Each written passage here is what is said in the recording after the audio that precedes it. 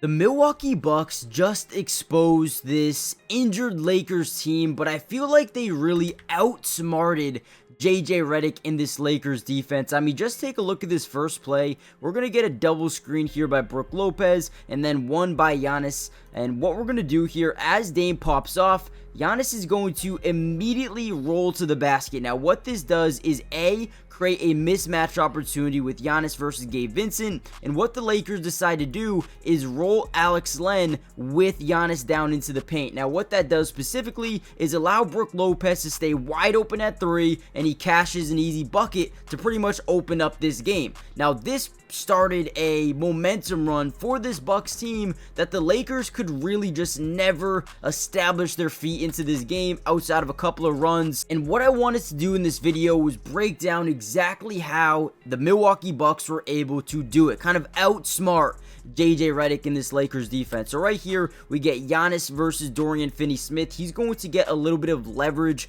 to this baseline. Whenever we get that, you're going to see some sort of rotation. Now, it usually comes from the big, but since Brook Lopez is sitting at that 3-point line, they really can't leave him open. So they're going to send this from the weak side baseline, and now watch what Giannis does next. And the rotation by the Bucks is seriously something to watch here. You're going to get a slot cut by Kyle Kuzma, and we're going to get Dame wide open in this corner. Now, Reeves has to pick on one of Kuzma or Dame, and watch Giannis here. Look at Kuzma, kick, no look over to Dame, stop and pop 3 from that corner and drains it. How do you defend this team? And again, I feel like whenever the Lakers went to double Giannis, he always made the right move, and the Bucks would continue to make the open shots.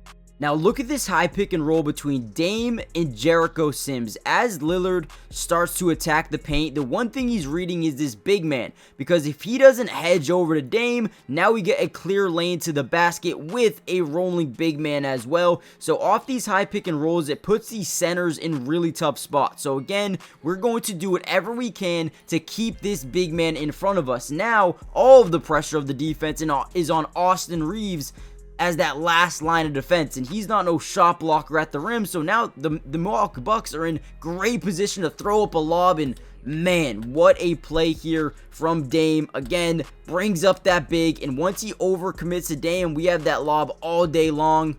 And they're so smart because they keep Jared Vanderbilt out of the paint as well, locked in on that corner.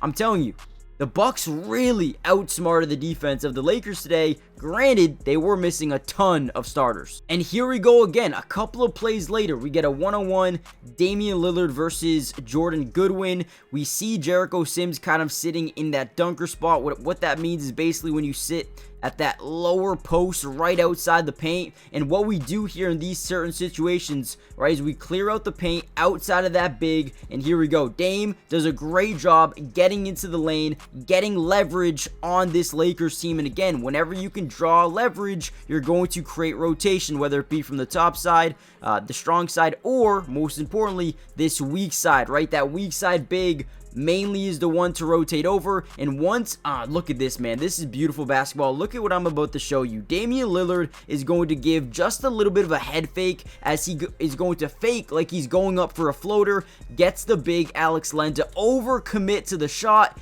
throws up the lob, and there's Jericho Sims for another lob from that dunker spot. That was a beautiful run by this Milwaukee Bucks team. Another play that really confused this Lakers defense was, right, he came off a screen here into a DHO, right, dribble handoff between AJ Green and Damian Lillard. Look at where Damian Lillard's standing right here. Now, to be honest, you got to give him that Steph treatment nowadays where you're covering him all the way up at that half-court line, because this dude is a menace. We're going to set up this DHO, hand it off to him, set a screen. Now, normally, these guys come off this thing very quickly. Look, it looks like we're setting up something massive with a pick and roll off the DHO, but all we're going to do here is force Dorian Finney-Smith to overcommit to the switch, forcing Austin Reeves to go pick him up, right? And that doesn't work because he's so far away. Dame's like, all right, easy 3, drains it from way downtown. Now, when that shot went in, I kind of knew it was going to be a long night here for the Lakers because everything was just working for Milwaukee. Now, before we deep dive any further into this video and break down even more film from this game, do me a big time favor, guys.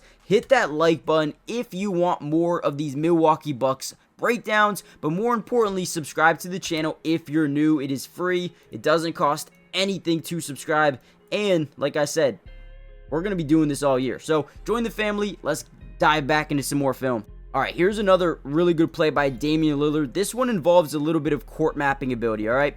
Now, Luka is insane with court mapping. LeBron, same thing. Nikola Jokic, Giannis, pretty good at it. But Damian Lillard showed me a little bit of it tonight. So right here, all we're going to do is drive towards Luka. Now, Luka starts to do what you call ball watching. And if we're being honest here, the entire team is staring at the basketball, right? So whenever you do that, you kind of lose sight of where your guy is headed. So Gary Trent kind of leaks out a little bit further, and as Dame gets Luka to overcommit, he's going to drive in, reach the point of attack, but remember, right, where his teammates are. He kicks out last second. They get a wide open three. You cannot be falling asleep on defense because Damian Lillard, Giannis, these guys are really, really smart. They know where their teammates are going to be, and they find them for open shots, and a great job by Dame. And then here we go. Another run starting here for Milwaukee. All they're going to do, fake pass it over to AJ Green. I'm going to make another video here in a minute on Kevin Porter, so look out for that one tonight as well. But look at this fake pass over to Giannis. Again, we're looking at manipulation of the defense here.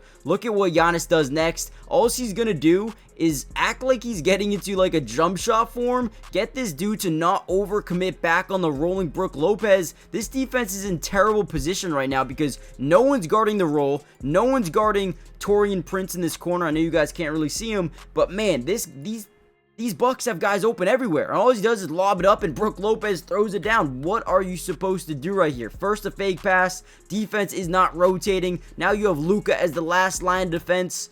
I mean, man, this Bucks team played a perfect game.